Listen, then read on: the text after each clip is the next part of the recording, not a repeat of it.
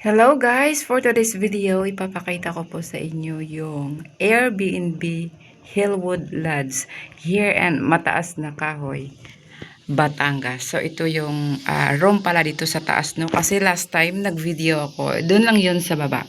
So ayan siya, may sariling TV and AC. So dito tayo sa kabilang kwarto.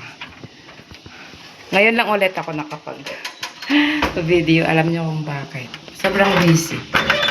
Busy sa kakabakas.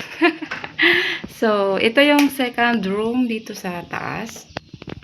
Yan. Katabi yung TV and AC also. So, ayan yung 3 king na bed. So, alam nyo, pag dito kayo mag-check-in sa Airbnb na to, makikita mo yung magandang view. Kasi pagising mo sa umaga, ito na yung, actually ngayon, ano na 9. So makikita mo yung view dito sa taas, overlooking yung Taal Volcano. Ayan siya. So meron kaming pulan. Meron jacuzzi. Yan yung kapaligiran niya.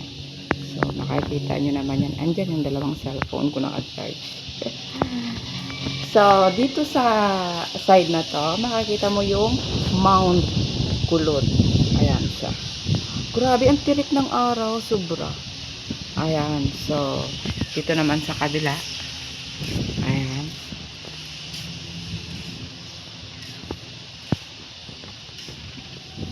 Uy, sakit sa init. Ang kagandahan lang dito is, kahit gabi, makikita mo talaga yung view niya. So, yun, overlooking nga yung Taal Volcano dito. So, the other side, yun, makikita mo yun doon. Yan, yan naman yung Tagaytay. Sulit naman dito yung pag mag-check-in kayo, gusto niyo mag-unwind or gusto niyo mag-bonding with family or barkada. Maganda naman dito. Kahit maliit lang yung jacuzzi. Jacuzzi na maliit lang siya. So, ito yung daily routine ko. Maglilinis sa up and down. So, dito lang muna to sa sa taas. Binidyokohan ko. Kasi nung una, nag-video ako nung sa baba. So, dito naman sa taas. Yan.